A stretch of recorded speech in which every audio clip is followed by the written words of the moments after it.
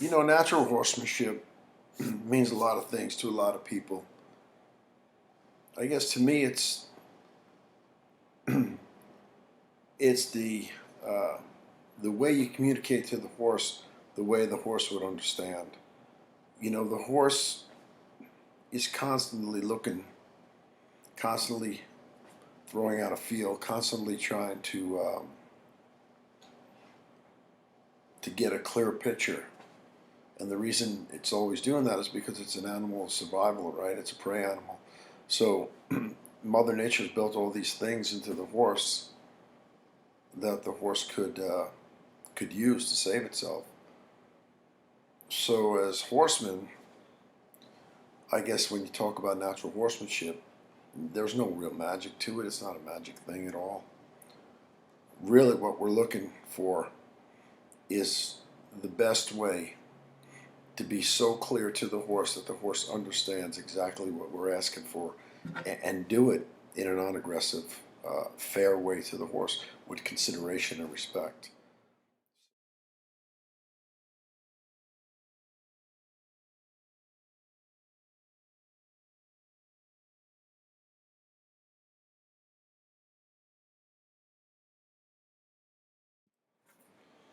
Patience.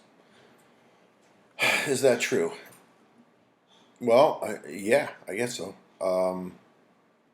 But you know, John Lyon said something years ago that was very interesting to me and very profound. He said, "Look, it's not that we have any more patience as horsemen than someone who's not a horseman." What he said was that as professional horsemen, we have the ability to see the slightest progression. So, you know, if you're seeing progression, you're going to be more patient, right? So, as horsemen, you know, we can see that smallest try, that slightest bit of movement forward in the right direction, where maybe the average layperson uh, can't can't see that as easily. Um, but for me, there's also a flip side to that. The um, you know, working with the horse for 20 years and working with a lot of troubled horses.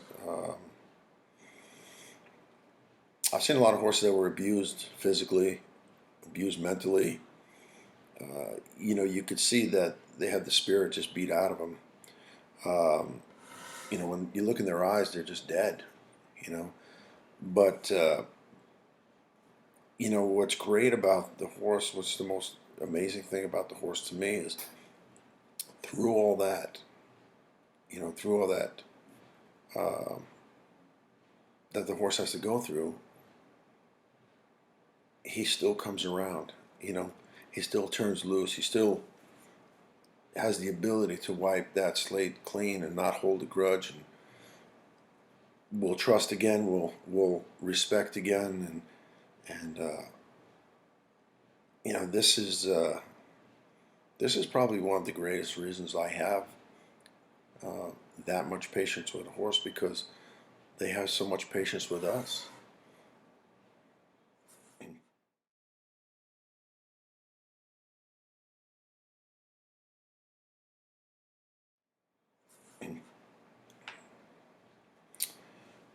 Of course, I mean, what has the horse done to anyone?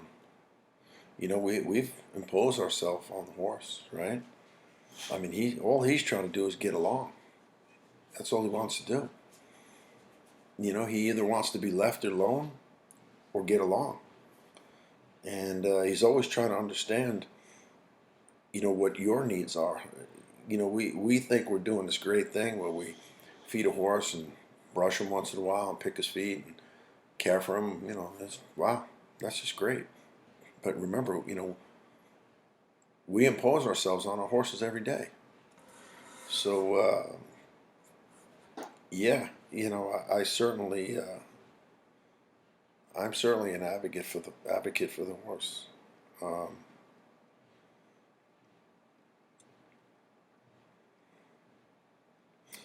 you know, you got to understand, he's trying to do one or two things. He's trying to either please you or save himself.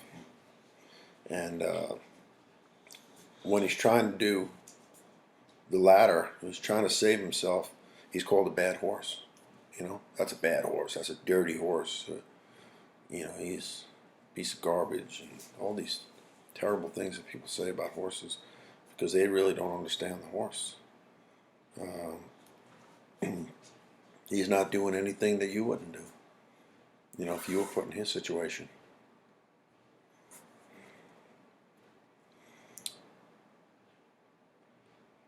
This is why I have so much patience for the horse. I mean, you talk about patience. I certainly have a lot less patience for the arrogant human than for the horse. You know, there's a big difference between ignorant and stupidity. You know, ignorant and stupid is two different things. I mean, ignorance is the absence of knowledge, right? We're all ignorant about something. I find that most times humans, the ignorance in the human uh, is always happily joined up with arrogance.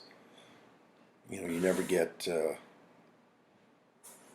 human that's just ignorant, and they always have something to say. They always have a theory of why the horse isn't doing something, or he's not doing this and he's not doing that.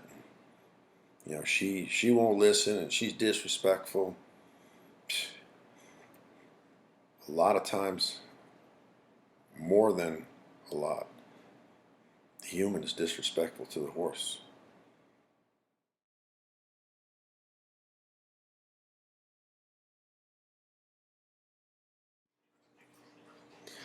Um,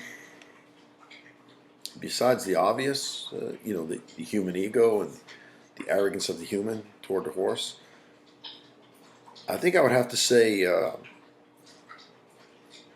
that most people try to work their horse through the body. When you're going to go work in your horse and you're going to need something from the horse, the best way to do it is to capture the horse's mind, right? To work the horse through the mind to the body to the feet. That's not a Sonny Garguilo thing. That's a Ray Hunt thing. That's a Tom Dorrance thing. That's a Bill Dorrance thing. These guys, I don't want to take credit for that. These guys brought that to light, and when you really understand that and really believe that, it gets easier. You see, because physically, if I try to control the horse's feet, it creates resistance. It creates a fight. But if I can get the horse to think that it's a great idea for whatever I'm asking it to do, and it makes sense to the horse, and I offer that horse something that the horse is willing to take that deal, they're going to do it, right? So when you work the horse, always try to get in the mind of the horse. Try to get with the horse through his mind, because his mind is going to control his feet, not the other way around. The feet never control the mind.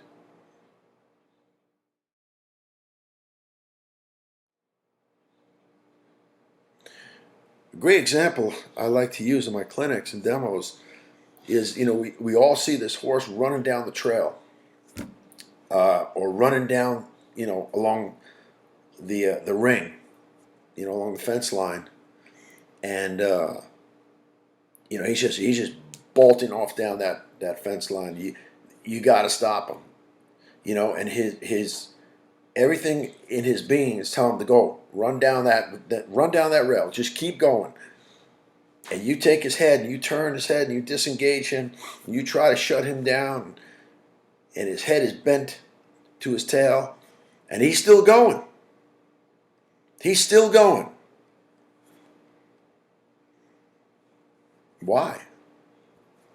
Because you didn't control his mind. So you're trying to physically turn his head and take his body one way, but the reality is, if his mind is saying go down that rail, his body is going to follow that, no matter what you do with his body. You know, that's a tough concept for some people to understand. But in reality, that's the only way. Capture the mind, control the horse through the mind, to the body, to the feet. That's that's that's basic Ray Hunt right there. And I don't know too many people can argue with Ray Hunt.